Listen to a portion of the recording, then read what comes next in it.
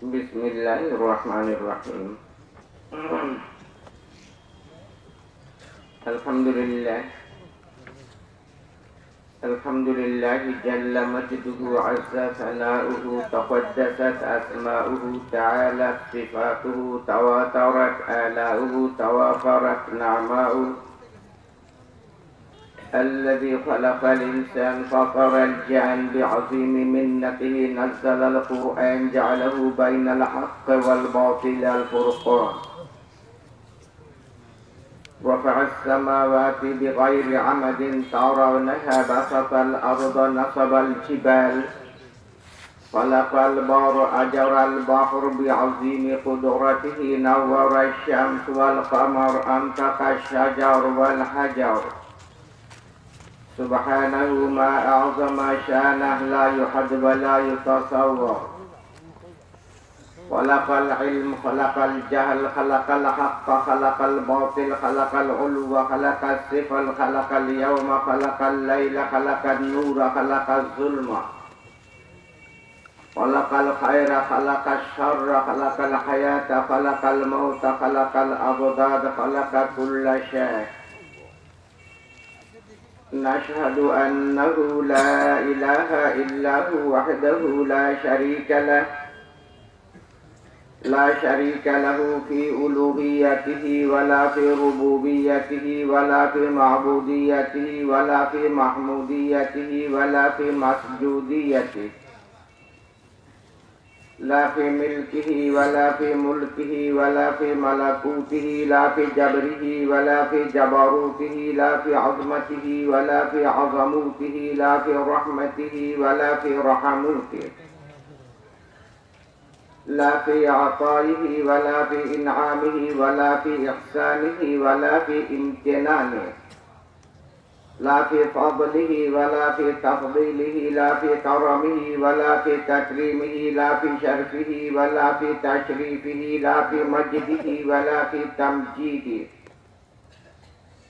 ونشهد أن سيدنا ومولانا محمدا عبده ورسوله الذي بعث بالرسالة والهداية والدراية والوقاية والعناية والأمانة والصداقة والإمامة والقيادة والسيادة الذي أيده الله عز وجل وشيده وأكده بالبينات الواضحة والدلائل القاطعة والبراهين الساطعة والمعجزات اللامعة نسأل الله تعالى أن ينزل بحر فضله وسحائب كرمه عليه وعلى آله وأصحابه الذين هم كانوا يجاهدون في سبيله الذين هم كانوا يتقون الله حق التقى الذين هم كانوا يخافون الله حق مخافة الذين هم كانوا يحبون النبي صلى الله عليه وسلم حق محبة الذين هم كانوا يفدون بآبائهم وبأمهاتهم وبأولادهم وبأعصانهم وببلادهم وبميلادهم وبتلادهم حتى بحياتهم في حبه وحب نبيه وهم الذين كانوا يفتخرون بالتفدية والتضحية وهم الذين كانوا يفتتون يشتتون يمزقون يقطعون يدمرون كل سلطة والسيطرة الطاغوتية والشيطانية عن وجه الأرض بركود أرجلهم لا يخافون في الله لومة لائم وهم الذين كانوا يبلغون كل ما جاء به النبي صلى الله عليه وسلم من الهدى والسنن من مكة المكرمة إلى المدينة المنورة من الغرب إلى الشرق من الشرق إلى الغرب من الجنوب إلى الشمال من الشمال إلى الجنوب من أفق إلى أفق حرفا حرفا نقطة نقطة من غير إفراط وتفريط من غير تحريف وتبديل صلى الله تعالى عليه وعليهم ومن اهتدى بهديه ومن استنى بسنته ومن تخلق بأخلاقه ومن تزين بتزيينه ومن تدرس بتدريسه ومن نجح بحبه واتبع حق اتباعه علماء أمته وفقهاء ملته وسلم تسليما كثيرا كثيرا. أما بعد فأعوذ بالله من الشيطان الرجيم. بسم الله الرحمن الرحيم. الرحمن علم القرآن. وقد ورد في الخبر عن النبي الأمين المأمون الصادق المصدوق الأبر صاحب القبر الأعظم صلى الله عليه وسلم أنه أفصح حيث قال: الماهر بالقرآن مع السفرة الكرام البررة، والذي يقرأ القرآن ويتتعتع فيه وهو عليه الشاق فله أجران. আজকের মহতি মাহফিলের মহিমামণ্ডিত মহাত্তম আদর্শ ব্যক্তিত্ব, দ্বীন ইসলামের জন্য নিবেদিত প্রাণ জনাব সদরে মোহতারাম,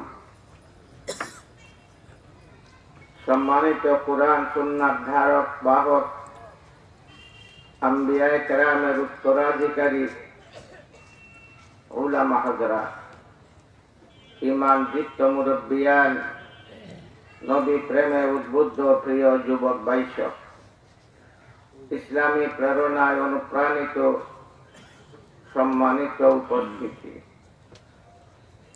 আমি অসুস্থ ক্লান্ত শ্রান্ত অবস্থায় আপনাদের সামনে হাজির হয়েছি। একটা বিরাট লক্ষ্য নিয়ে আপনাদের সামনে আমি উপস্থিত। লক্ষ্যটা হচ্ছে জান্নাতীরা যখন জান্নাতে চলে যাবে এবং জাহান্নামীরা জাহান্নামে চলে যাবে, একটা মুহূর্ত আসবে এমন জান্নাতীরা দেখবে তাদের কিছু পরিচিত লোক জান্নাতে নাই। তখন তারা মনের দিক দিয়ে একটু ব্যথাতুর হয়ে যাবে। ফেরেশতাদিগকে জিজ্ঞেস করবে, এই দুনিয়ায় থাকতে আমাদের কিছু পরিচিত মুখ, ওদেরকে জান্নাতে দেখছি না, ওরা কোথায় চলে গেছে? ফেরেশতারা জবাব দিবে, তারা ভিন্ন পথে চলে গেছে। ভিন্ন পথের অর্থ ওরা জাহান্নামে বিদগ্ধ হচ্ছে। তারা বলবে ফেরেশতাদেরকে, আল্লাহ তাআলার কাছ থেকে অনুমতি লাভ করো, আমরা সরাসরি ভাবে আল্লাহর সাথে কথা বলবো। তারা আল্লাহ তাআলার কাছ থেকে অনুমতি লাভ করবে। জান্নাতীরা আল্লাহ তাআলার কাছে আবদার রাখবে, আল্লাহ আমাদের কিছু পরিচিত লোক যাদের প্রতি আমাদের দৃঢ় বিশ্বাস, তারা মুমিন মুসলমান, যেহেতু আমরা একসাথে নামাজ পড়েছি, আমরা একসাথে ওযু করেছি, আমরা একসাথে রোজা রেখেছি, আমরা একসাথে ইফতার করেছি, আমরা একসাথে কোরআন শুনেছি, আমরা একসাথে দ্বীনি মাহফিলে বসেছি। আল্লাহ ওই সকল পরিচিত মুখ, ওদেরকে আমরা জান্নাতে দেখছি না, ওরা জাহান্নামে চলে গেছে। আল্লাহ তোমার সিদ্ধান্ত সঠিক, তোমার সিদ্ধান্ত নির্মল, তোমার সিদ্ধান্তের উপর আমাদের কোনো অভিযোগ নাই। তবে আল্লাহ আমরা মনের দিক দিয়ে কষ্ট পাচ্ছি। আল্লাহ বলবেন, তোমাদিগকে জান্নাত দান করেছি কষ্ট দেওয়ার জন্য নয়, তোমাদের কষ্ট হবে সেইটা আমি চাই না। যাও তোমরা নিজেরা জাহান্নামে চলে যাও, তোমাদের পরিচিত লোকদিগকে জাহান্নাম থেকে জান্নাতে নিয়ে আসো। তারা জান্নাত থেকে বের হয়ে আসবে। যে জাহান্নামে আগুন জ্বলছে, ওই জাহান্নামের গেটের মধ্যে যখন পা রাখবে, জাহান্নামের আগুন নিভে যাবে। জাহান্নামের ভিতরে ঢুকবে, ওই সকল পরিচিত চেহারা সবাইকে তারা জান্নাতে নিয়ে যাবে। সুতরাং আপনাদের কাছে বসা আপনাদের সাথে একটু সাধারণ পরিচিতি কিয়ামতের দিনে আমার জন্য নাজাতের ওসিলা হতে পারে, সেই আশা নিয়ে আপনাদের খিদমতে হাজির হয়েছি। আপনাদের সামনে তিলাওয়াত করেছি একটি আয়াত, সূরা আর রহমান ও সূরাতু আর রহমানের প্রথম আয়াতটি তিলাওয়াত করেছি এবং তারই মর্মের সাথে সংশ্লিষ্ট নবী সূর্য মুহাম্মদুর রাসূলুল্লাহ সাল্লাল্লাহু আলাইহি ওয়াসাল্লামের একটি হাদিস পড়েছি। ওইগুলোর আলোকে সংক্ষিপ্ত আলোচনা আপনাদের সামনে পেশ করার চেষ্টা করব। মহান আল্লাহ তাআলার দরবারে তাওফীক প্রার্থনা করছি। আল্লাহ রাব্বুল আলামিন তার দয়া গুণে আমাদিগকে পেয়ারা নবী মুহাম্মদুর রাসূলুল্লাহ সাল্লাল্লাহু আলাইহি সাল্লামের উম্মত করেছে। আমাদের নবী দয়ার নবী, রহমতের নবী, করুণার নবী, এত বিরাট দয়াবান, এত বিরাট দয়ার অধিকারী। আপনারা জানেন আমাদের নবী একবার ইশার নামাজের পরে কান্না শুরু করেছিলেন। তার চোখ থেকে অহরহ অশ্রু ঝরছিল। একবারে সুবহে সাদিক হয়ে গেল। বিলাল হাবশী রাদিয়াল্লাহু তাআলা আনহু বলেন, আমি সুবহে সাদিকের সময় নবীর কাছে গেলাম, দেখতে পাই আমার নবীর চোখের জলে মুখ বেশে জমিন সিক্ত হয়ে গেছে। অন্যদিকে আল্লাহ তাআলার আরশের মধ্যে কম্পন শুরু হয়ে গেল। আল্লাহ রাব্বুল আলামিন জিবরিল আমিন আলাইহিস সালাতু ওয়াস সালামকে ডাকলেন, ওহে জিবরিল, আমার নবী মুহাম্মদ কেন কাঁদছে? তার কিসের ব্যথা, তার কিসের দুঃখ, তার কিসের অভিলাষ, তার কোন জিনিসের অভাব, সে কেন কাঁদছে? আমি সব জানি, ওহে জিবরিল, আমি সব জানি। তবে তুমি যাও, আমার প্রিয় নবী কাঁদবে কেন তার রিপোর্ট নিয়ে আসো, রিপোর্ট নিয়ে আসো, শীঘ্র যাও, আমি সব জানি। এরপরেও তুমি যাও। সব জানে কে? জোরে বলুন না। সব জানে কে? আরো জোরে বলুন না। সব জানার গুণ একমাত্র আল্লাহ। সব জানার গুণ একমাত্র আল্লাহ। জোরে বলো না। আর কেউ সব জানে না, আর কেউ বলো না। নবী রাসূলরাও সব জানে না, আউলিয়া আল্লাহরাও সব জানে না, ফেরেশতারাও সব জানে না। সব জানে একমাত্র কে? আল্লাহ। জোরে বলুন না। আমাদের প্যারা নবীও সব জানেন না, আমাদের নবীও সব জানেন না। সহজ কথা, আমাদের নবীর উপর কোরআন শরীফ নাযিল হয়েছে দীর্ঘ 23 বছরে। কত বছরে? কোরআন নাযিল হওয়ার পূর্বে কি নবী কোরআন জানতেন? বলুন না। জানতেন? জানতেন? জোরে বলো না। সহজ কথা, সেই কোরআন নাযিল হওয়ার পরে আমার নবী জানতে পেরেছে। কোরআন নাযিল হওয়ার পরে আমার নবী জানতে পেরেছে। এর দ্বারা পরিষ্কার বোঝা গেল নবী সব জানেন না। আল্লাহ যা জানায় তাই নবী জানেন। আল্লাহ যা জানায় তাই নবী জানেন। সুতরাং পরিষ্কার হয়ে গেল যে আল্লাহই সব জানে। আলিমুল গায়বি ওয়াস শাহাদা, উপস্থিত অনুপস্থিত, গায়েব এবং হাজির সবকিছু জানার একমাত্র গুণ কার? আল্লাহ। বলো না। আল্লাহ। আল্লাহ ছাড়া কেউ সব জানে না। কেউ যদি মনে করে আল্লাহ ছাড়া অন্য কোন সৃষ্টি সব জানে, তাহলে সে আল্লাহর সমকক্ষ করে দিল, আল্লাহর সমান করে দিল। লাম ইয়ালিদ ওয়া লাম ইউলাদ ওয়া লাম ইয়াকুল লাহু কুফুয়ান আহাদ। কেউ আল্লাহর সমান হতে বলুন না পারে। জিবরিল আমিন আলাইহিস সালাতু ওয়াস সালামকে আল্লাহ বললেন, ওহে জিবরিল, শীঘ্র যাও, আমার নবী কেন কাঁদছে, তার কিসের ব্যথা আমি সব জানি। এরপরেও তুমি যাও, রিপোর্ট নিয়ে আসো এবং তাকে বলবে তার জন্য চাঁদ সৃষ্টি করেছি, তার জন্য আকাশ সৃষ্টি করেছি, তার জন্য সূর্য সৃষ্টি করেছি, তার জন্য পৃথিবী সৃষ্টি করেছি, তার জন্য পাহাড় পর্বত সৃষ্টি করেছি, তার জন্য সাগর সমুদ্র প্রবাহিত করেছি। ওই সকল সৃষ্টির সাজসজ্জা একমাত্র তার জন্য। তার কিসের অভাব, কিসের দুঃখ, কেন কাঁদবে? এবং তাকে জানিয়ে দাও, যদি তার চোখের অশ্রু বন্ধ না হয়, আসমান জমিন ভেঙ্গে আমি চুরমার করে দেব। জিবরিল আমিন আলাইহিস সালাতু ওয়াস সালাম শীঘ্র আসেন নবীর খিদমতে। আয়েশা নিবেদন করতে লাগলেন, ওহে নবী মুহাম্মদ, আল্লাহ সব জানেন, এরপরও আমাকে পাঠিয়েছেন তোমার কারণ, কান্নার কারণ সেইটা বিষয় নিয়ে যাওয়ার জন্য। শীঘ্র বলো। আল্লাহ সাথে সাথে বলে দিয়েছেন, তোমার জন্য সকল সৃষ্টির সাজসজ্জা, পাহাড় পর্বত সাগর সমুদ্র চাঁদ সূর্য সব কিছু তোমার জন্য। যদি তোমার চোখের অশ্রু বন্ধ না হয়, আসমান জমিনকে ভেঙ্গে আল্লাহ খান খান করে দিবে। সুতরাং শীঘ্র বলো তোমার কিসের ব্যথা?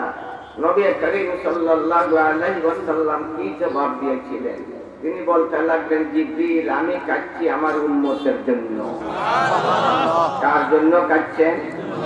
জোরে বলো না। উম্মতের জন্য।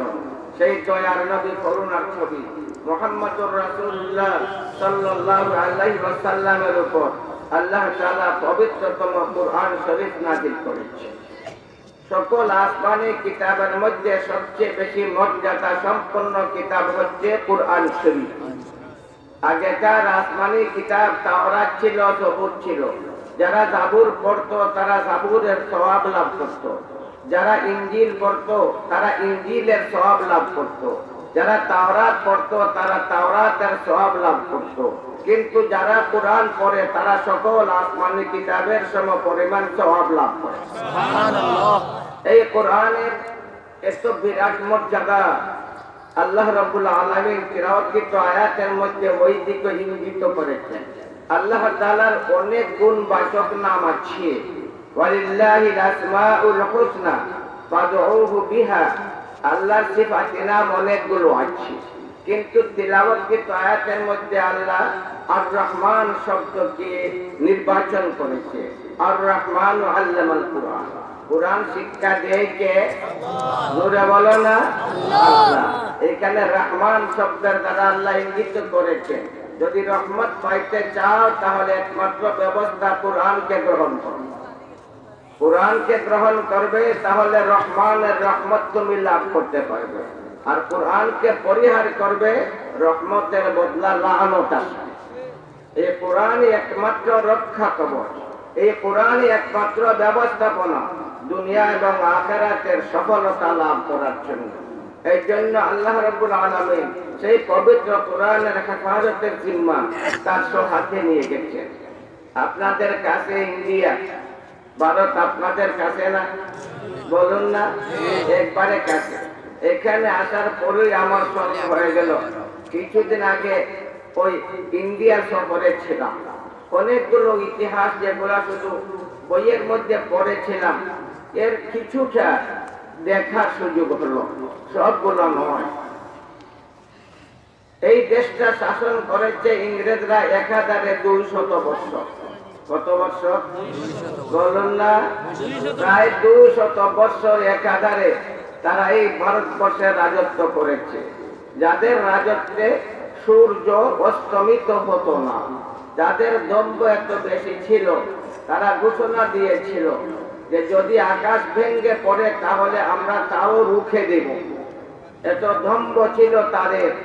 সেই ইংরেজরা এই 200 বছরের মধ্যে সবচেয়ে জঘন্যতম এবং কঠিনতম যে প্রোগ্রাম তারা হাতে নিয়েছিল তা ছিল কুরআনকে জ্বালিয়ে ভস্ম করে দাও, কুরআনকে জ্বালিয়ে ছাই করে দাও। আমার জানা মতে জঘন্যতম যে পরিকল্পনা তারা নিয়েছিল তা হচ্ছে কুরআনকে জ্বালাও। সেই প্রোগ্রাম অনুসারে তারা কুরআনকে জ্বালানো শুরু করে দিল, জ্বালাতে লাগলো। এই ভারতের এক প্রান্ত থেকে তারা কুরআন জ্বালানো শুরু করে দিল। মনে হয় আপনারাও একটা প্রান্তে আছেন, জানি না। শুরু করলো কোরআন জ্বালানো, 100 নয়, হাজার হাজার নয়, বরং লক্ষ লক্ষ কোরআন শরীফের কপি তারা জ্বালিয়ে ছাই করে দিল। তারা নির্বিঘ্নে নির্বাধায় অগ্রসর হতে লাগলো। তাদের চলার পথে কোনো বাধা, কোনো কাঁটা ছিল না। কে বাধা দিবে?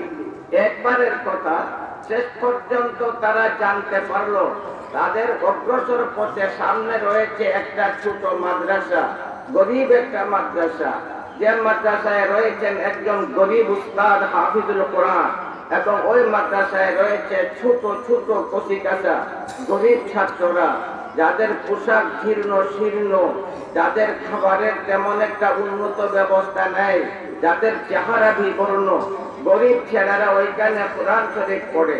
তারা সিদ্ধান্ত নিল ওই মাদ্রাসায় যদি আমরা যাই তাহলে যতজন ছাত্র আছে হয়তো তত কপি কোরআন শরীফ আমরা পেয়ে যাব। সুতরাং 1000 ছাত্র হলে একসাথে আমরা 1000 কোরআনের কপি পেয়ে যাব, একসাথে 1000 কোরআন চালাবার সুযোগ পেয়ে যাব। এমনিতে আমরা ঘরে ঘরে যাই, 2-1 কপি কোরআন পাই, জ্বালাইতে আমরা অনেকটা সময় লেগে যায়। একসাথে কোরআন পেলে একসাথে সব জ্বালাইয়া শেষ করে দিব। সেই লক্ষ্যে তারা ওই গরিব মাদ্রাসার দিকে অগ্রসর হতে লাগলো। ওই গরিব ছেলেরা যারা ওই মাদ্রাসায় পড়তো, অল্প বয়স্ক কচি কচি, যাদেরকে আমরা অবুঝ বলে থাকি, অপ্রাপ্ত বয়স্ক অবুঝ ছেলেরা, তারা জেনে নিল ইংরেজের সিপাহীরা অগ্রসর হচ্ছে আল্লাহর কালাম পবিত্র কোরআন জ্বালিয়ে দেওয়ার জন্য। তাদের কলবের মধ্যে, তাদের অন্তরের মধ্যে বিদ্বেষের আগুন জ্বলে উঠলো। তারা বৈঠক করলো, শুধুমাত্র অবুঝ ছেলেরা একত্রিত হয়ে কথা শুনবেন। শুধু অবুঝ ছেলেরা, তাদের মধ্যে প্রাপ্ত বয়স্ক কেউ ছিল না। অল্প বয়স্ক ওই সকল ছেলেরা তারা একটা মিটিং করলো এবং তারা একটা সিদ্ধান্ত গ্রহণ করলো। ওই সিদ্ধান্ত নিয়ে আসলো তাদের মাননীয় উস্তাদের কাছে। আইসা বলতে লাগলো, মাননীয় উস্তাদ, শুনেছি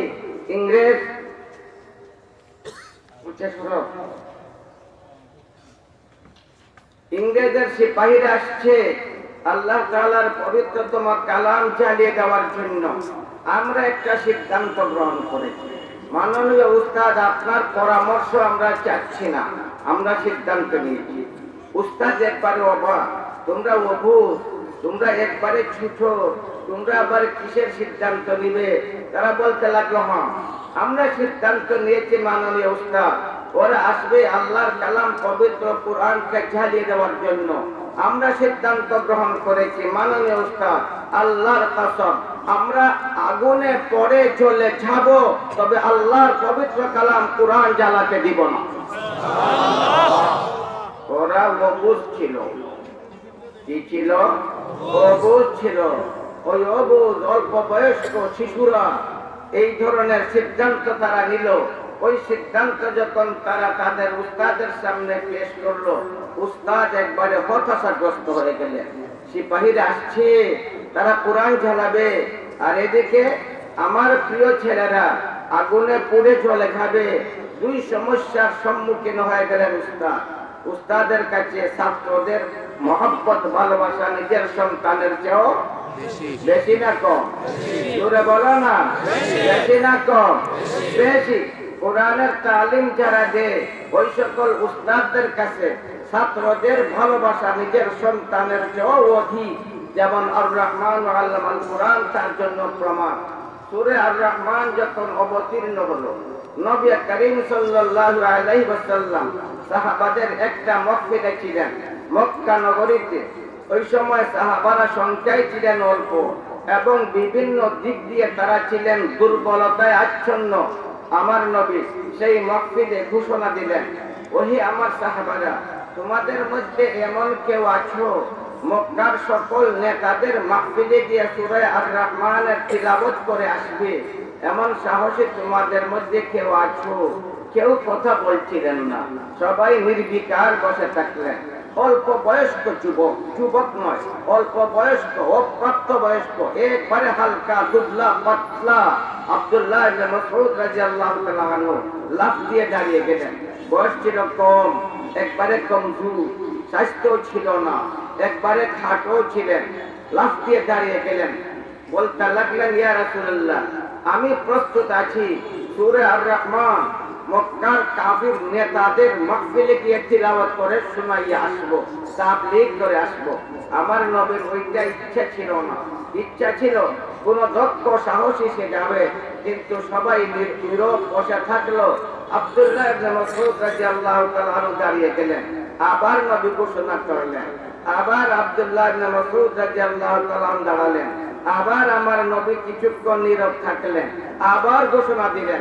আবার আব্দুল্লাহ ইবনে মাসউদ লাফ দিয়ে দাঁড়িয়ে গেলেন, ইয়া রাসূলুল্লাহ, আমি প্রস্তুত সূরা আর রহমান কাফিরদের সরদারদের মাহফিলে গিয়ে তিলাওয়াত করে আসবো। নবী করিম সাল্লাল্লাহু আলাইহি ওয়াসাল্লাম অনুমতি দিয়ে দিলেন, যাও আব্দুল্লাহ ইবনে মাসউদ ওই সরদারানে মক্কাদের মাহফিলে গিয়ে সূরা আর রহমান তিলাওয়াত করে আসো। লাফাইয়া লাফাইয়া আনন্দ মুখর অবস্থায় আব্দুল্লাহ ইবনে মাসউদ রাদিয়াল্লাহু তাআলা আনহু কাবা শরীফের কাছে চলে গেলেন।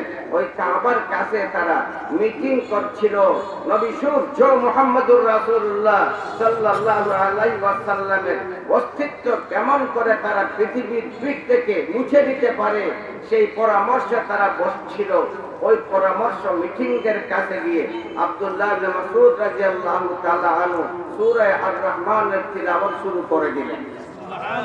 তাদের কাঁথা গায়ে লবণের ছিটা লাগলো, সবাই নির্বিকার বসে থাকলো।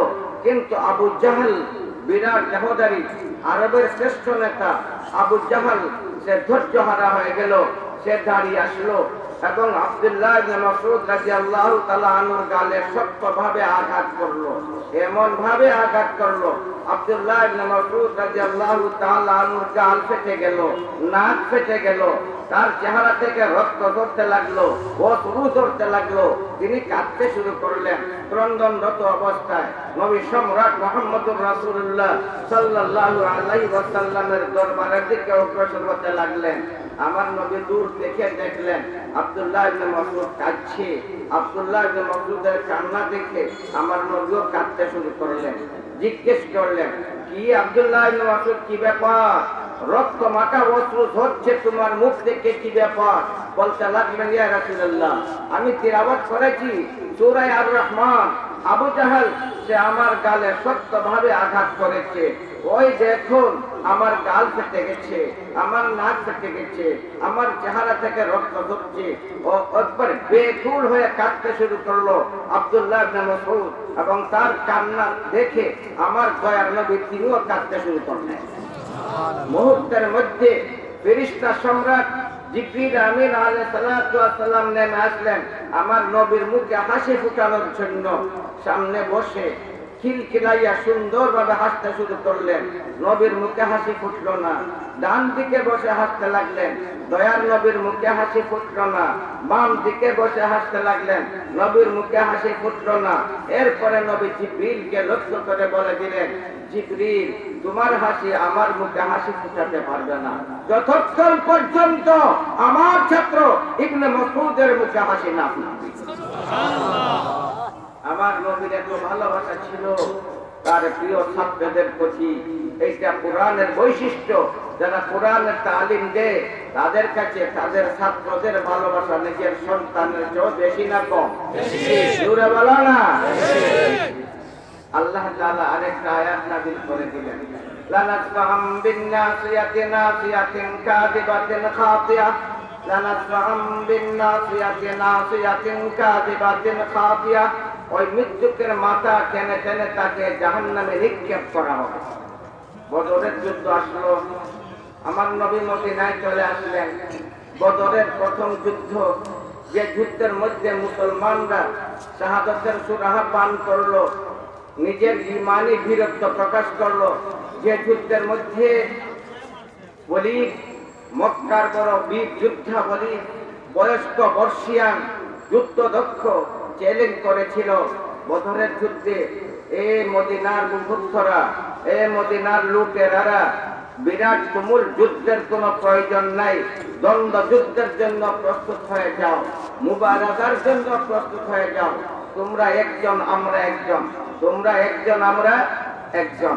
অল্প বয়স্ক আলী রাদিয়াল্লাহু তাআলা আনহু একবারে তরুণ ছিলেন, লাফ দিয়ে বাহির হয়ে আসলেন। যখন ওয়ালিদ দেখলো হযরত আলী রাদিয়াল্লাহু তাআলা আনহু বাহির হয়ে আসছেন, তার চেহারার মধ্যে তারুণ্য খেলছে, বলতে লাগলো ওয়ালিদ হযরত আলীকে, ওহে আলী তুমি একবারে তরুণ, তুমি একবারে যুবক, তোমার স্বাস্থ্যটা খসখসে, তোমার চেহারাটা ধবধবে, তুমি ছোট মানুষ, অল্প বয়স্ক, যুদ্ধ সম্বন্ধে তোমার কোনো ধারণা নাই, তুমি জানো না আমার তরবারির মধ্যে বিরাট ধার, আজ পর্যন্ত কেউ আমার তরবারির আঘাত ফেরত দিতে পারেনি। আমি চাই না তোমাকে শেষ করে দিব, এই সুন্দর পৃথিবী আরো দেখার প্রয়োজন আছে, তুমি বেশি দিন বেঁচে থাকবে, ওই সুন্দর পৃথিবী দেখবে, আমি তাই চাই তুমি ফিরত চলে যাও, তোমার দল থেকে দক্ষ কোনো যোদ্ধাকে পাঠাও। একটা ক্ষিপ্র সিংহের মতো গর্জে উঠলেন হযরত আলী, বলতে লাগলেন আমার মতো তরুণ অদক্ষ আলী তোমার মোকাবেলার জন্য যথেষ্ট, আমার দলের যুদ্ধ দক্ষ কোনো ব্যক্তির প্রয়োজন নাই। যখন বললেন বলি একবারে রাগে অগ্নিশর্মা, বলতে লাগলো হ্যাঁ বুঝতে পেরেছি আলী, তুমি আর দেখতে চাও না এই সুন্দর পৃথিবী, আসো চলে আসো। চলে আসলেন একবারে নির্দ্বিধায় তার কাছে। ওয়ালিদ তাকে বলতে লাগলো আলী তুমি ছোট, তুমি অল্প বয়স্ক, তুমি অদক্ষ, তুমি একটা তরুণ, তুমি আগে আঘাত করো, পরে আমি জবাব দেব। হযরত আলী রাদিয়াল্লাহু তাআলা আনহু জবাবে বলেছিলেন না ওয়ালিদ তুমি আগে আঘাত করো, আমি পরে জবাব দিব। সে বলল না ওইটা যুদ্ধের আইন নয়, ওইটা মানবতা নয়। বলতে লাগলেন হযরত আলী শুনো বলি আমার নবী বলেছেন আলী তুমি যদি যুদ্ধে যাও তাহলে শত্রুর উপরে আগে আঘাত করবে না, আগে শত্রু তোমার গায়ে আঘাত করবে, এরপরে তুমি তার দাঁত ভাঙা জবাব দিবে। হযরত আলী রাদিয়াল্লাহু তাআলা আনহুর কথা শুনে ওয়ালিদ একবারে বিক্ষোভে রাগে ফাটতে শুরু করলো, বলতে লাগলো হ্যাঁ বুঝতে পেরেছি, তুমি ওই সূর্যের আলো আর দেখতে চাও না, ওই সুন্দর পৃথিবী আর দেখতে চাও না, চলে আসো কাছে। চলে আসলেন কাছে। ওয়ালিদ তার সকল শক্তি নিয়োগ করে হযরত আলী রাদিয়াল্লাহু তাআলা আনহুর উপর আঘাত করলো। হযরত আলী সহজেই তার ঢাল দ্বারা তার আঘাত ফেরত দিয়ে দিলেন। সময় আসলে হযরত আলী যেহেতু ছিলেন ছোট অল্প বয়স্ক, আল্লাহু আকবার বললেন এবং লাফ দিয়ে তার উপর আঘাত করলেন, তার ঢাল দুই টুকরো হয়ে গেল, ওয়ালিদের দেহ দুই টুকরো হয়ে গেল, তার বাহন দুই টুকরা হয়ে গেল, হযরত আলীর তরবারি মাটির মধ্যে বিঁধে গেল। সেই বিরাট যুদ্ধে, যে যুদ্ধের মধ্যে বাতিল ধ্বংস হয়েছিল এবং সত্যের পতাকা উড়েছিল, সেই যুদ্ধে হাজির হয়ে গেলেন আব্দুল্লাহ ইবনে মাসউদ রাদিয়াল্লাহু তাআলা আনহু। আমার নবীকে লক্ষ্য করে বলতে লাগলেন ইয়া রাসূলুল্লাহ আমার ভাইরা যুদ্ধ করবে, তরবারির ঝনঝনানি রক্তের ছড়াছড়ি করবে, আর আমি চোখ খুলে দেখতে থাকবো, সম্ভব নয়, আমাকে অনুমতি দান করুন, আমিও যুদ্ধ করব। আমার নবী বলতে লাগলেন আব্দুল্লাহ তুমি ছোট, তুমি অল্প বয়স্ক, যুদ্ধের বয়সে তুমি পৌঁছনি, এছাড়া তরবারি তোমার চেয়ে লম্বা, তুমি তরবারির চেয়ে ছোট। হযরত আব্দুল্লাহ ইবনে মাসউদ তার পার আঙ্গুলের মধ্যে ভর করে লম্বা হয়ে বলতে লাগলেন ইয়া রাসূলুল্লাহ ওই দেখুন আমি লম্বা হয়ে গেছি, আমি লম্বা হয়ে গেছি, দয়া করে অনুমতি দান করুন। আমার নবী শেষ পর্যন্ত বলেছিলেন আব্দুল্লাহ যাও যাও, যে সকল কাফিরদের লাশ ময়দানে পড়ে আছে, যার শরীরের মধ্যে এখনো ক্ষীণ প্রাণ বাকি আছে, ওদেরকে গলা কেটে হত্যা করো। আনন্দমুখর অবস্থায় আব্দুল্লাহ ইবনে মাসউদ রাদিয়াল্লাহু তাআলা আনহু সেই বদরের ময়দানে চলতে লাগলেন। তার চোখে পড়ল বিরাট মহিষের মতো একটা লাশ পড়ে আছে। তার কাছে গেলেন, গিয়া দেখতে পান আবু জেহেলের লাশ পড়ে আছে। তার বুকের উপর উঠার জন্য চেষ্টা করতে লাগলেন, কিন্তু পারছিলেন না, যেহেতু ছোট দুর্বল বিরাট দেহ ছিল আবু জাহালের, তার বুকের উপর চড়তে পারছিলেন না। অনেকক্ষণ কষ্ট করার পরে তার বুকের উপর উঠে বসলেন এবং আবু জাহাল জিজ্ঞেস করলো আরে কে তুমি, আজ আমার বুকের উপর চড়ে বসলে? আব্দুল্লাহ ইবনে মাসউদ বলতে লাগলেন চিনো না আমাকে? আমাকে ছিল না। আমি ওই আব্দুল্লাহ ইবনে মাসউদ বলতে লাগলো, আরে রাখালের ছেলে আজ আমার বুকের উপর চড়ে বসলে, আচ্ছা যাই হোক আমার গলাটা একটু লম্বা করে কাটবে। হযরত আব্দুল্লাহ ইবনে মাসউদ অনেক কষ্ট করে তার গলাটা কাটলেন। এরপরে তার মাথা উঠাইয়ে নেবেন নবীর তাবুতে, মাথা উঠাতে পারছিলেন না, উঠাতে পারেন না, আর পারবেনও না। আব্দুল্লাহ ইবনে মাসউদ কেন, খালিদ ইবনে ওয়ালিদ হলেও পারবে না, আবু উবাইদা হলেও পারবে না, আলীর মতো বীর মুজাহিদ হলেও পারবে না, উমরের মতো বিরাট দেহধারী হলেও পারবে না। আল্লাহ বলছেন টেনে টেনে ওই মৃত্যুকের মাথাকে জাহান্নামে নিক্ষেপ করা হবে, উঠাইয়া নেওয়া সম্ভব বলো না। লানাস বাহানত টেনে টেনে টেনে আসলে তাকে জাহান্নামে নিক্ষেপ করা হবে, উঠাইয়া নিবেন কেমনে? কেউ উঠাইয়া নিতে পারবে না। শেষ পর্যন্ত হযরত আব্দুল্লাহ ইবনে মাসউদ রাদিয়াল্লাহু তাআলা আনহু একটা কৌশল অবলম্বন করলেন। একটা রশি এক কান দিয়া ঢুকাইয়ে দিলেন, আর এক কান দিয়ে বাহির করলেন। এরপরে ওই রশির দ্বারা টেনে টেনে নবীর তাঁবুর দিকে নিতে লাগলেন। আনন্দমুখর হাসছিল আব্দুল্লাহ ইবনে মাসউদের চেহারা। আমার নবী যখন তাঁবু থেকে তার সুন্দর চেহারা দেখলেন, আমার নবীও তার আনন্দে হাসতে লাগলেন। জিজ্ঞেস করলেন, কি রে আব্দুল্লাহ, কি ব্যাপার, ওইটা কার মাথায় নিয়ে আসছো? আব্দুল্লাহ ইবনে মাসউদ বলতে লাগলেন, ইয়া রাসূলুল্লাহ, ইসলামের দুশমন, আল্লাহর দুশমন, তোমার দুশমন আবু জেহেলের মাথায় নিয়ে আসছি। খিলখিলাইয়া হাসতেছিল আব্দুল্লাহ ইবনে মাসউদ, এবং আমার নবীও সুন্দরভাবে হাসতে লাগলেন। জিবরিল আল্লাহর কাছে অনুমতি চাইলেন, আল্লাহ আমাকে অনুমতি দাও, আমি নবী এবং ইবনে মাসউদের হাসির সাথে শরীক হতে চাই।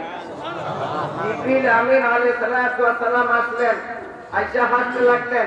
একদিকে নবী হাসছেন, অন্যদিকে আব্দুল্লাহ ইবনে মাসউদ হাসছেন, আবার জিবরিলও তাদের সাথে মিলে হাসতে লাগলেন, অত্যন্ত খুশি।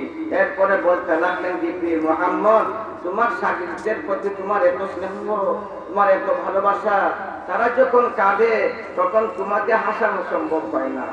এখন আব্দুল্লাহ ইবনে মাসউদ হাসছে, তোমার চেহারাও হাসছে, আল্লাহর কাছ থেকে অনুমতি নিয়ে আসছি, আমিও তোমাদের হাসির সাথে শরীক হতে চাই।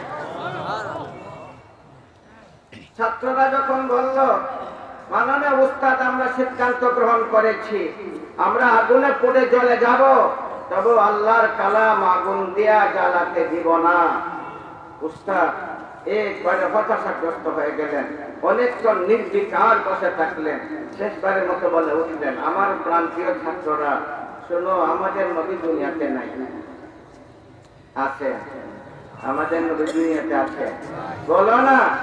অর্থাৎ আমাদের নবী মারা গেছেন, কবরস্থ আছেন। আমার নবীর কবর কোথায় বলুন না? সোনার মদিনা, মদিনা, মদিনা মুনাওয়ারায়। আবার প্যারা নবী মুহাম্মদুর রাসূলুল্লাহ সাল্লাল্লাহু আলাইহি ওয়াসাল্লাম শায়িত আছেন। আমার নবীর কবর মাটির কবর না সোনার কবর? মাটির কবর, ওইটা মাটির কবর, বালির কবর, বালির কবর। এই মাটির মধ্যে আমার নবীর কবর হলো কেন? আমার নবী মাটির কবরের মধ্যে শায়িত থাকবেন কেন? আমার নবীর তো এত মর্যাদা, যেখানে নূরের সৃষ্টি, ফেরেশতা সম্রাট, নূরের জাতি, ফেরেশতাদের সর্দার জিবরিল পৌঁছতে পারলো না, আমার নবী সেখানে গিয়েছেন।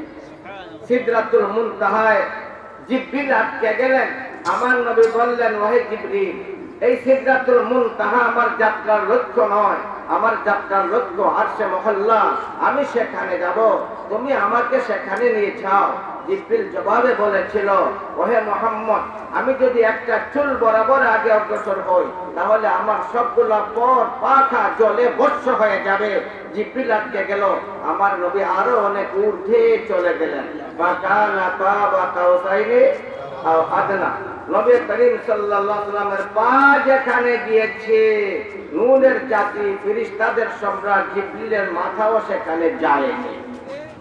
তাহলে আমার নবী মাটির মধ্যে পড়ে থাকবেন কেন? কারণ আছে না নাই? বলুন না, কারণ আছে না নাই? আল্লাহ বলেছেন, মিনহা খালাকনাকুম ওয়া ফিহা নুঈদুকুম ওয়া মিনহা নুখরিজুকুম তারাতান উখরা।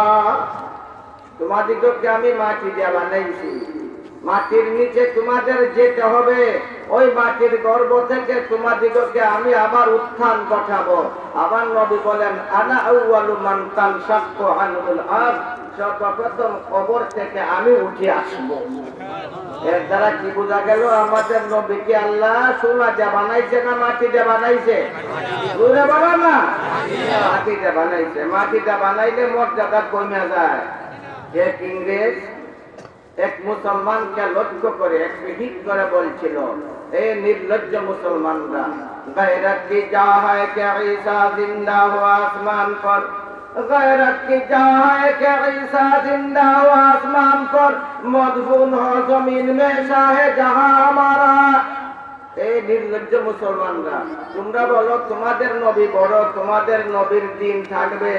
আমাদের নবী ঈসা জীবিত, তোমাদের নবী মুহাম্মদ মৃত। আমাদের নবী ঈসা আকাশে, তোমাদের নবী মুহাম্মদ জমিনে মৃত। সুতরাং আমাদের নবীর মর্যাদা বেশি, তার দিন চলবে, তোমাদের নবীর দিন চলতে পারে না। কারণ ঈসা জীবিত আছেন, এখনো আকাশে আছেন না নাই? বলুন না, আছে, জীবিত আছেন, আবার আকাশে।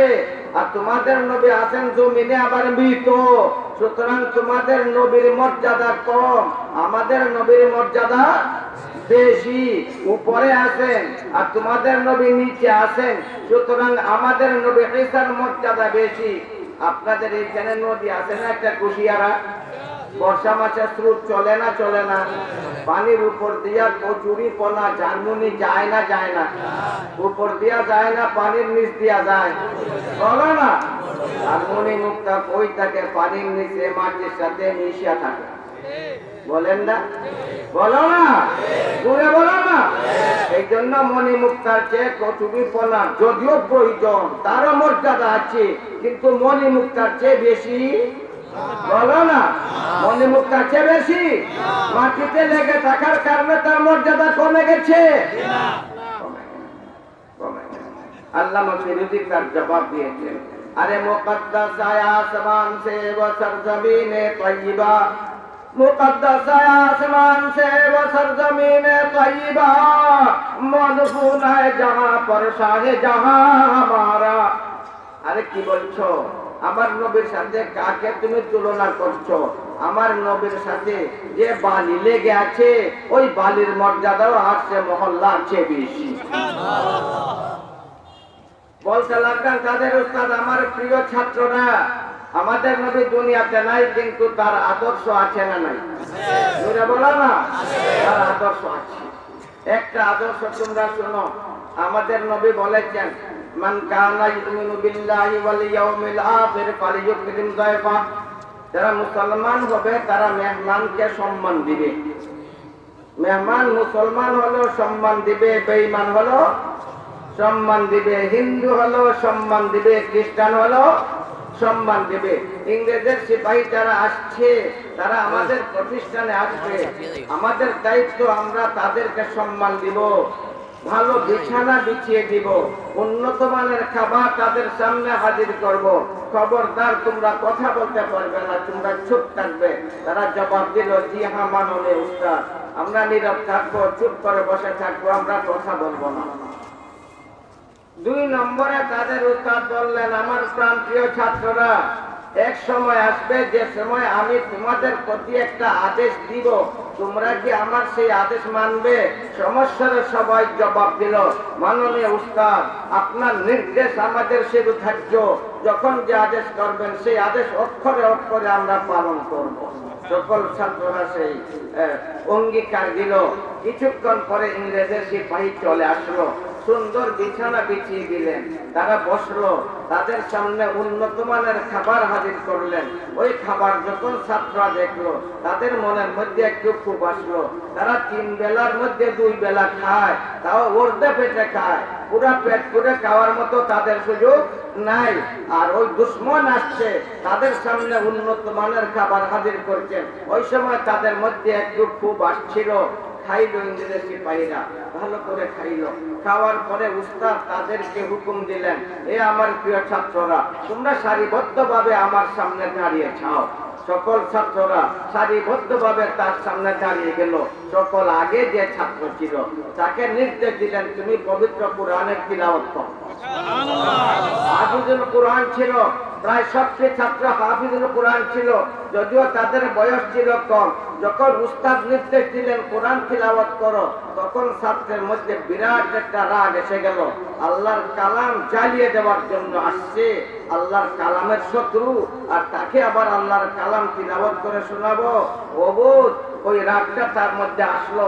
তবে যেহেতু আগে অঙ্গীকার করেছে, এই জন্য হাফিজুল কোরআন ছিল, ফর ফর ফর ফর পবিত্র কোরআন তিলাওয়াত শুরু করে দিল।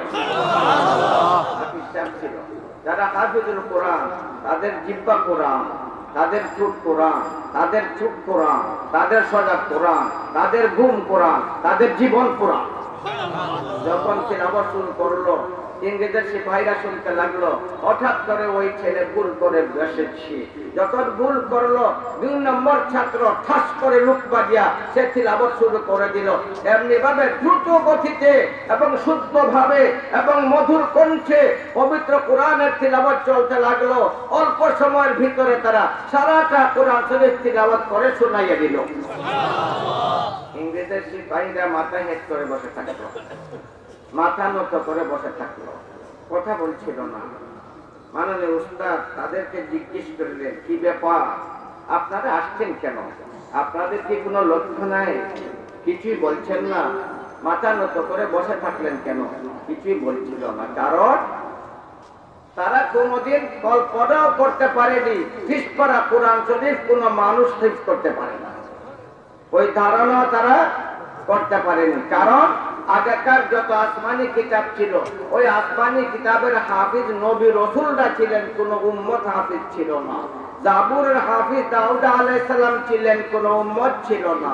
তাওরাতের হাফিজ মুসা আলাইহিস সালাম ছিলেন, কোন উম্মত ছিল না। ইনজিলের হাফিজ ঈসা আলাইহিস সালাম। কিন্তু পবিত্র কোরআন শরীফ এমন আল্লাহর বিরাট একটা নিয়ামত, লক্ষ লক্ষ নয়, কোটি কোটি উম্মতের কলবের মধ্যে অক্ষরে সংরক্ষিত আছে না নাই? জোরে বলো না, জোরে বলো না, জোরে বলো না। বলতে লাগলেন মাননীয় উস্তাদ, ওই সকল সিপাহীদেরকে লক্ষ্য করে শোনো, ইংরেজের সিপাহীরা, কাগজে লেখা কোরআন চালাইয়া কোরআন শেষ করা যাবে না। বলো না, জোরে বলো না, জোরে বলো না, জোরে বলো না। তারা কোরআন জ্বালানোর প্রোগ্রাম স্টপ করে দিল, বন্ধ করে দিল। নতুন করে আরেকটা প্রোগ্রাম, এর চেয়ে আরো শক্ত প্রোগ্রাম তারা হাতে। সেই প্রোগ্রামটা কি শোনাবো আপনাদেরকে? আপনারা যেহেতু ভারতের কাছে মানুষ, নদীর পাশে পাশ, শুনাইব। নতুন প্রোগ্রাম তারা কে নিল? কোরআনওয়ালাদেরকে হত্যা করো। কোরআন কাগজে লেখা কোরআন জ্বালাইয়া কোরআন ধ্বংস করা যাবে না। কোরআনওয়ালাদেরকে হত্যা করো। যাদের পক্ষে কোরআন আছে ওদেরকে ঝালাও, ওদেরকে মেরে ফেলো। তারা সেই প্রোগ্রাম শুরু করে দিল। দারুল উলুম দেওবন্দের পার্শ্ব দিয়ে একটা সড়ক গেছে। আমি জিজ্ঞেস করলাম ওই সড়কটা কোথায় গেছে? তারা বলতে লাগলো ওই সড়কটা গেছে পাকিস্তান। আমি বুঝলাম এই সড়ক ওই ঐতিহাসিক সড়ক, যে সড়কের প্রারম্ভ দিল্লি এবং পৌঁছেছে পাকিস্তানের খাইবার পর্যন্ত।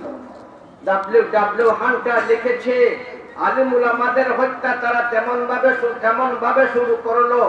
হাজার হাজার মাইল দৈর্ঘ্য যে সড়কের আরম্ভ দিল্লি এবং যার শেষ প্রান্ত পাকিস্তানের খাইবার, ওই সড়কের 2 পাশে যতগুলা গাছ ছিল, ওই গাছগুলার যত ডাল ছিল, এমন একটা ডাল খালি ছিল না যে ডালের মাঝে কোনো না কোনো আলিমের লাশ লটকানো ছিল।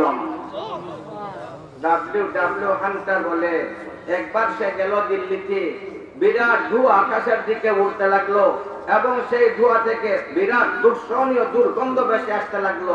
সে ওই ধোঁয়াকে লক্ষ্য করে যখন দুয়ার কাছে পৌঁছলো, দেখতে পায় তার নিজের বক্তব্য, দেখতে পায় আলিমদেরকে জীবিত অবস্থায় লোহার শিকল দ্বারা হাত পা বেঁধে তাদেরকে আগুনে ফেলে শহীদ করা হচ্ছে। ওই রাবি দরিয়া, যে রাবি দরিয়া প্রবাহিত হয়েছে পাকিস্তানে, ওই দরিয়াও দেখেছি, লিখেছে স্মিথ লিখেছে ওই রাবি দরিয়ার মধ্যে হাজার হাজার উলামায়ে কেরামকে জীবিত অবস্থায় বস্তাবন্দি করে পানির মধ্যে ডুবাইয়া তাদেরকে শহীদ করা হয়েছে। তারা মনে করেছিল এমনি ভাবে কোরআনকে ধ্বংস করা সম্ভব। হাজী ইমদাদুল্লাহ মুহাজির মক্কি রহমাতুল্লাহ আলাইহির নাম আপনারা শুনেছেন, শুনছেন না? কাসিমুল উলুম ওয়াল মারিফা কাসিম নানতবী রহমাতুল্লাহ আলাইহির নামও শুনেছেন। ফকিহুল উম্মাহ রশিদ আহমদ গঙ্গুহি রহমাতুল্লাহ আলাইহির নামও শুনেছেন। মর্দা মুজাহিদ মজহর নানতবী রহমাতুল্লাহ আলাইহির নামও হয়তো আপনারা শুনেছেন। বীর যোদ্ধা হাফিজ জামিল শহীদ রহমাতুল্লাহ আলাইহির নামও হয়তো আপনারা শুনেছেন। ওই সকল মহৎ মহৎ বুজুর্গরা তারা বৈঠক করলেন। এখন আর আমরা বসে থাকতে পারি না, আমাদের যা আছে তা নিয়ে ইংরেজের মোকাবেলা করতে আমরা বাধ্য। অনেকেই অভিযোগ তুললেন, বিরাট শক্তিধর সুপার পাওয়ার, যাদের সাম্রাজ্যে সূর্য অস্তমিত হয় না, যাদের কাছে রয়েছে আধুনিক অস্ত্র, তাদের সাথে মোকাবেলা কেমনে করব? কাসিম নানতবী রহমাতুল্লাহ আলাইহি ওই সিদ্ধান্তে অটল রইলেন। সবার প্রধান নিয়োগ করলেন হাজী ইমদাদুল্লাহ মুহাজির মক্কি রহমাতুল্লাহ আলাইহিকে প্রধান সেনাপতি নির্ধারিত করা হলো। কাসিম নানতবী রহমাতুল্লাহ আলাইহিকে তুফখানার দায়িত্ব দেওয়া হলো। ফকিহুল উম্মাহ রশিদ আহমদ গঙ্গুহি রহমাতুল্লাহ আলাইহিকে গ্রুপ সেনা নিয়োগ করা হলো। হাফিজ জামিল শহীদ রহমাতুল্লাহ আলাইহিকে এমনি ভাবে তারা কৌশল চিন্তা করতে লাগলেন কিভাবে ইংরেজদের সাথে মোকাবেলা করা যায়। কাসিম নানতবী প্রথমবারে সিদ্ধান্ত নিলেন, এই ভারতবর্ষের মধ্যে ইংরেজদের সবচেয়ে কঠিনতম সুরক্ষিত দুর্গ ছিল শামিলির মাঠে। কোন মাঠে বলো না? আলিমরা নাই মক্কেলে কিছুই জানে না। শামিলির মাঠে ইংরেজদের সবচেয়ে কঠিনতম দুর্গ ছিল ভারতবর্ষের মধ্যে শামিলির মাঠে। তাদের গর্ব ছিল, তাদের দম্ভ ছিল, এই ভারতবর্ষের সকল দুর্গ যদি বিদ্রোহীরা ধ্বংস করে দেয় তবে শামিলির দুর্গ জয় করা কারো জন্য সম্ভব নয়। কাসিম নানতবী রহমাতুল্লাহ আলাইহি তিনি সিদ্ধান্ত নিলেন, আমরা সর্বপ্রথম আঘাত করব শামিলির দুর্গের উপর। এই শামিলির দুর্গের দরজা ছিল অত্যন্ত কঠিন। ওই দরজাকে কিভাবে ভাঙা যায়? ওই দরজাকে না ভাঙলে দুর্গের ভিতরে ঢোকা সম্ভব ছিল না, ওই দুর্গকে জয় করা সম্ভব ছিল না।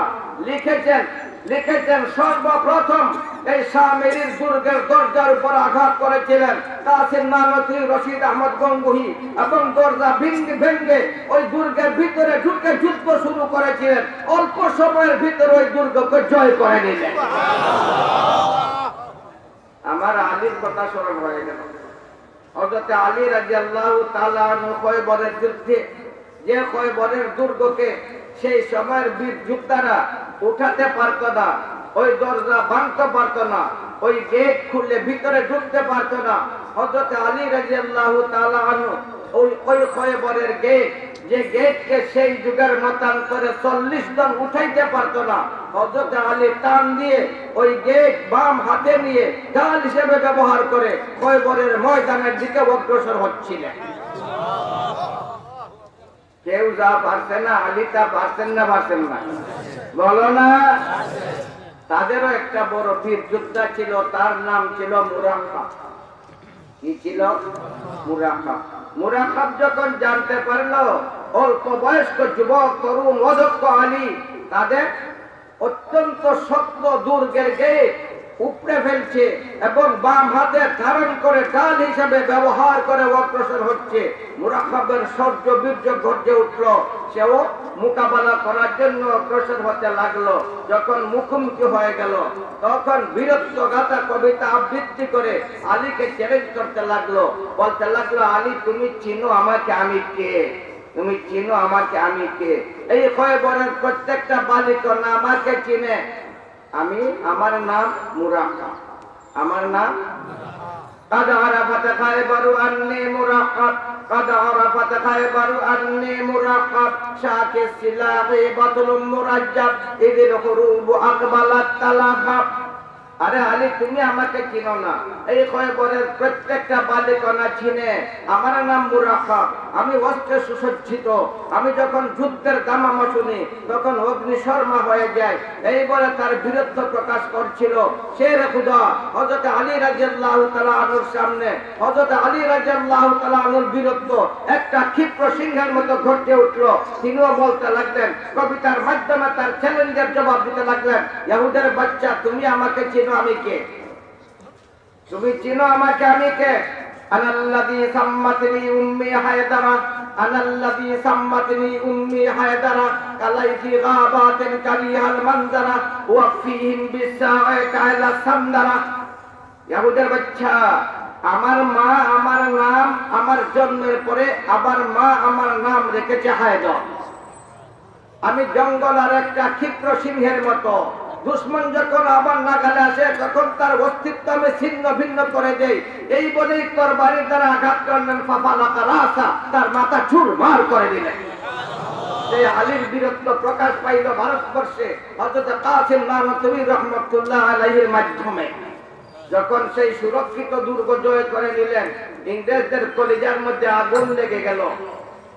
এক বাটালিয়ন শিখ সেনা এবং ইংরেজ গুরকা সেনাদের মাধ্যমে তারা ওই দুর্গ পুনরুদ্ধারের চেষ্টা করতে লাগলো। অন্যদিকে কাসিম নানতুবি, মাওলানা নানতুবি, হযরতে হাফিজ জামিল শহীদ রহমাতুল্লাহ আলাইহি তারাও প্রস্তুতি নিতে লাগলেন।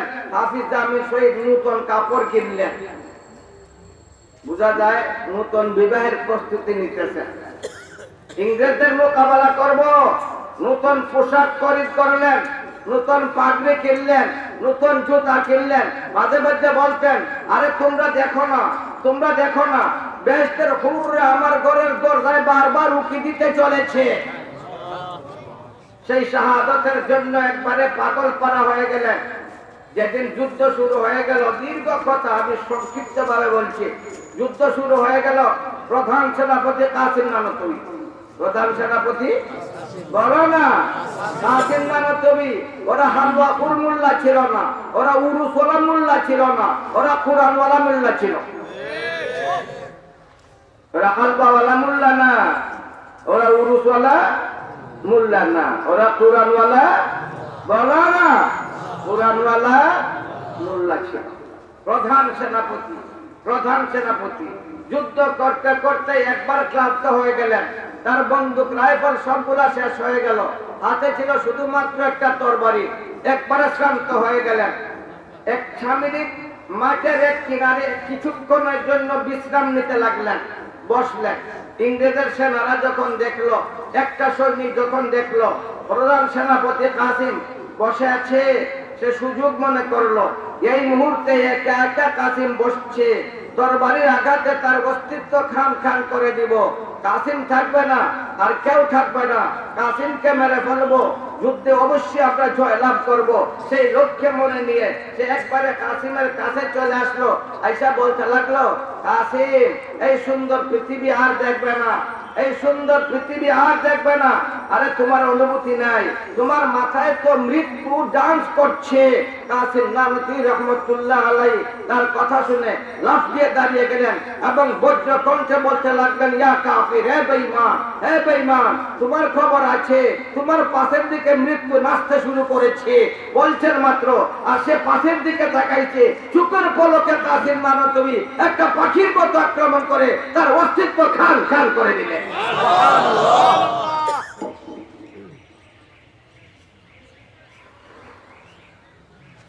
বলবো বলেন না আপনারা? বলবো, আরো শুনবা। ওগুলা উরুস শুনলে উঠতো না, উরুস গেলে এগুলা থাকে না। উরুস হলার এটা জানেও না, ওদের জানার কোনো প্রয়োজনও নাই। যুদ্ধ শুরু হলো, তুমুল যুদ্ধ শুরু হলো। হাফিজ আমিন শহীদ রহমতুল্লাহ আলাইহির শরীরে বুলেটের আঘাত লাগলো। দেখে আসছি তার ওই রক্ত মাখা কাপড় এখনো আছে, ওই বুলেটটা এখনো আছে। বিরাট একটা বুলেট একদম তার পেটের দিয়ে ঢুকলো এবং পিঠের দিক দিয়ে বাহির হয়ে গেল। তার লাশটা পড়ে গেল, শহীদ হয়ে গেলেন।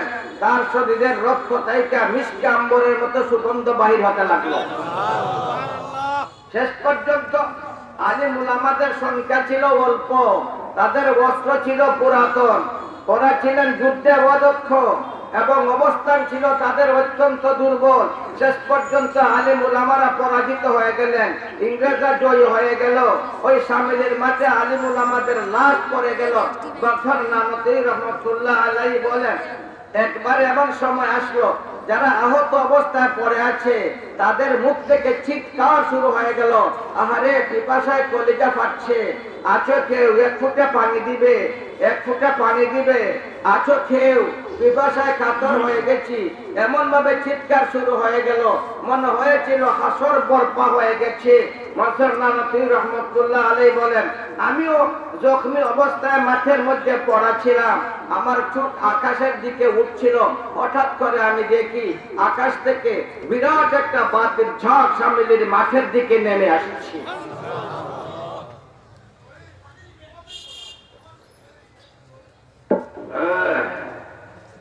তিনি বলেন, আমি তাকিয়ে থাকলাম, অদ্ভুত ব্যাপার, এই বাতির ঝাঁক সামিলের মাঠের দিকে নেমে আসছে কি?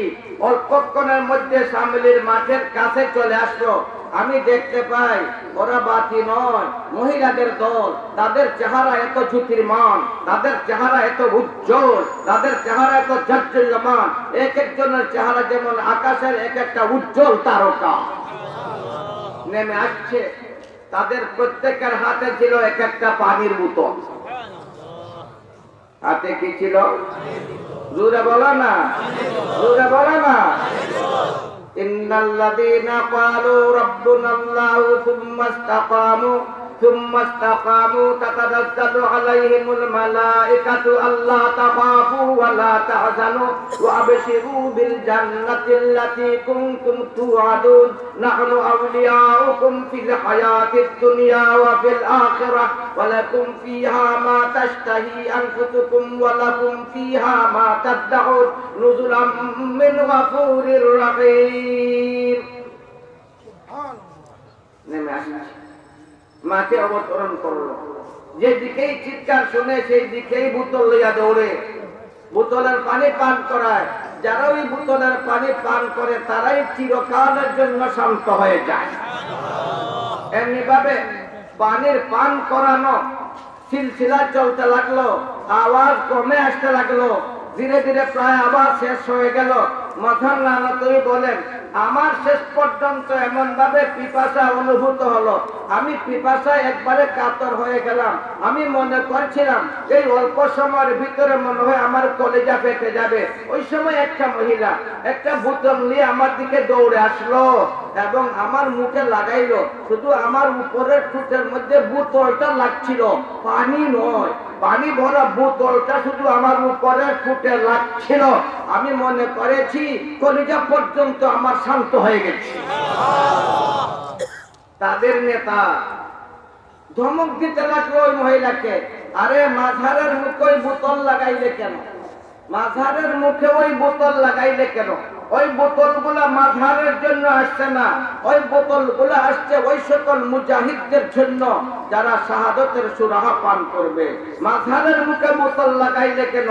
এইভাবে ধমক দিয়া ওই মহিলার হাত থেকে বোতলটা কেড়ে নিল। 14 বছর পরে, ওই সামিলির যুদ্ধের 14 বছর পরে মাসর নাম কই মুহাদ্দিসে তাহারপুরি রহমাতুল্লাহ আলাইহি বর্ণনা করেছেন, আজ 14টা বছর অতিক্রান্ত হয়ে গেছে, এখনো আমার উপরের ঠোঁটে নিচের ঠোঁট লাগাইলে আমি ওই স্বাদ, ওই ঠান্ডা, ওই সুগন্ধ অনুভব করি। সেই কাসিম নানতুবি রহমাতুল্লাহ আলাইহি ছিলেন দারুল উলুম দেওবন্দের প্রতিষ্ঠাতা, আর তারই শাগির্দ শেখুল হিন্দ মাহমুদুল হাসান ছিলেন দারুল উলুম দেওবন্দের প্রথম শাগির্দ, আর তারই সিলসিলায় আপনার দেশে এই সকল কওমি মাদ্রাসা। আল্লাহ তাআলা আপনাদের সকল মাদ্রাসার হেফাজত করুন। সবাই বলুন আমিন। আরো জোরে বলুন আমিন। আবার বলুন আমিন। ওয়া আখিরু দাওয়ানা আলহামদুলিল্লাহি রাব্বিল আলামিন। আসসালামু আলাইকুম ওয়া রাহমাতুল্লাহি ওয়া বারাকাতুহু।